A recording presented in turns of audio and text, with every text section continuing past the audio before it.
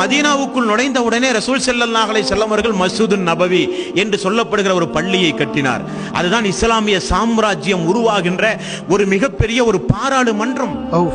அந்த மன்றத்திற்குள் எல்லோரையும் ரசூல் ஸல்லல்லாஹு அலைஹி வஸல்லம் அவர்கள் அழைத்தார். அன்சாரி தோழர்கள் எல்லாம் வந்து அமர்ந்தார்கள், முஹாஜிர்கள் எல்லாம் வந்து அமர்ந்தார்கள். அப்துர் ரஹ்மான் இப்னு அவுஃப், சஅத் இப்னு அபி வக்காஸ், அப்துர் ரஹ்மான் இப்னு அவுஃப், சஅத் இப்னு அபி வக்காஸ், நீங்கள் இனி நாளிலிருந்து நீங்கள் இவர் உங்களுக்கு சகோதரர். யா ரசூலல்லாஹ், நான் என்ன செய்ய வேண்டும்? சொத்திலே பாதி, வீட்டில் பாதி, குடும்பங்கள் எல்லாம் பாதி பாதி. கற்பனை செய்ய முடியுமா சோர்களே? கற்பனை செய்ய முடியுமா?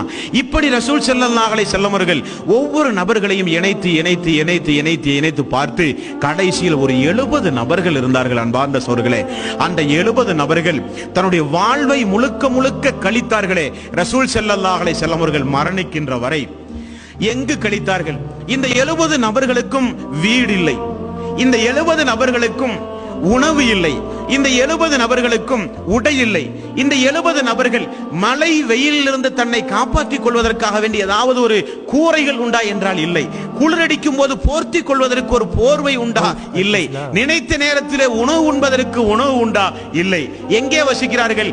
மஸ்ஜிதுன் நபவி, ரசூல் ஸல்லல்லாஹு அலைஹி வஸல்லம் வீடு, இரண்டுக்கும் இடையில் ஒரு திண்ணை.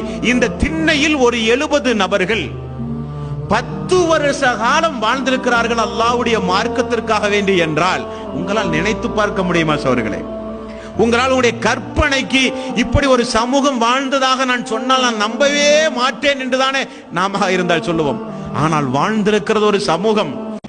ஒவ்வொரு நபித்தோழருக்கும் ரசூல் ஸல்லல்லாஹு அலைஹி வஸல்லம் அவர்கள் கொடுக்கிற ஒரு நாள் உணவு என்ன அன்பார்ந்த சோர்களே? ஒரு நாள் உணவு என்ன? சுப்ஹானல்லாஹ்.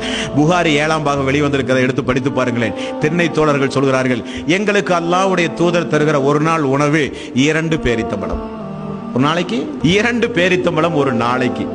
10 மான் பாந்த சோர்களே, அல்லாஹ்வுக்காக வேண்டி அந்த 2 பேரித்தம்பளையும் கையிலே வைத்திருக்கிற சகோதரர்களுக்கு பற்றாத குறை ஏற்படும் பொழுதுதான் ரசூல் ஸல்லல்லாஹு அலைஹி வஸல்லம் அவர்கள் இப்படி அறிவிப்பு செய்வது. என்னுடைய தோழர்களை யாராவது அழைத்து கொண்டு போய் உண்ண கொடுங்களேன்.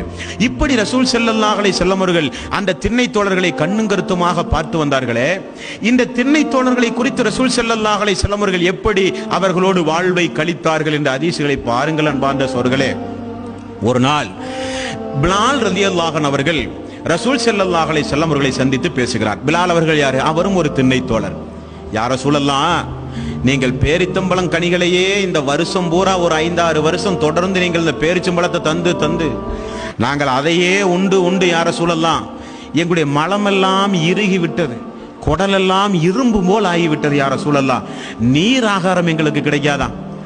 நீர் உணவு எங்களுக்கு கிடைக்காதா யா ரசூலல்லாஹ்? உடனே ரசூல் ஸல்லல்லாஹு அலைஹி வஸல்லம் அவர்கள் இப்படி ஏதாவது ஒரு நபி தோழர் வந்து உணவு குறித்தோ ஆடை குறித்தோ கேட்டால் உடனே ரசூல் ஸல்லல்லாஹு அலைஹி வஸல்லம் பழக்கம் என்ன தெரியுமா? உடனே போய் அந்த எல்லோரும் இந்த 70 நபர்கள் எல்லோரும் இங்க வாங்கப்பா, திண்ணை தோழர்கள் எல்லாரும் இங்க வாங்கன்னு சொல்லி 70 பேரை கூப்பிட்டு நிக்க வச்சு நடுவில் நின்று ஒரு பயான். யாராவது உணவு கேட்டு வந்தாலோ யாராவது ஆடை கேட்டு வந்தாலோ கொடுப்பதற்கு அல்லாஹ்வுடைய தூதரிடத்தில் ஒன்றுமில்லை. உடனே எல்லோரையும் கூட்டி வைத்து ரசூல் ஸல்லல்லாஹு அலைஹி வஸல்லம் அவர்கள் ஒரு பயான். என்னிடத்திலே நீர் ஆகாரம் கேட்கிறீர்கள், என்னிடத்திலே சாதாரண மனிதர்கள் உண்ணுகின்ற நீர் ஆகாரம் நீங்கள் கேட்கிறீர்கள். நான் இருந்து கொண்டு உங்களுக்கு தராதவனா நான்? ஆனால் ஒரு காலம் வரும் கௌபாவில் அணிவிக்கிறார்களே திரைச்சீலை, கௌபாவுக்கு விலை உயர்ந்த திரைச்சீலையை தான் கௌபாவுக்கு அணிவார்கள். ரசூல் ஸல்லல்லாஹு அலைஹி வஸல்லம் அவர்கள் சொன்னார்கள், என்னுடைய இந்த சமூகத்திற்கு, யாரை பார்த்து சொன்னார்கள்? திண்ணை தோழர்களை பார்த்து சொன்னார்கள், என்னுடைய இந்த சமூகத்திற்கு அல்லாஹ் புனிதமிக்க கௌபாவுக்கு அணிகின்ற திரைச்சீலையை காட்டிலும் உன்னதமான ஆடையை இன்ஷா அல்லாஹ் அணிவான் என்று நபிகள் நாயகம் ஸல்லல்லாஹு அலைஹி வஸல்லம் அவர்கள் சொன்னார்கள். ரசூல் ஸல்லல்லாஹு அலைஹி வஸல்லம் அவர்கள் மரணித்து 3 வருடம் கூட ஆகவில்லை. அப்துர் ரஹ்மான் இப்னு அவுஃப் அவர்கள் சொல்கிறார், அல்லாஹ் எங்களுக்கு தந்த செல்வத்திற்கு கையும் இல்லை கணக்கும் இல்லை. அல்லாஹ் எங்களுக்கு தந்த அந்த செல்வத்திற்கு கையும் இல்லை கணக்கும் இல்லை. அந்த அளவுக்கு அல்லாஹ் ரப்பல் ஆலமீன் என்ற செல்வத்தை எங்களுக்கு தந்தான் என்று அப்துர் ரஹ்மான் இப்னு அவுஃப் அவர்கள் சொல்கிறார்கள்.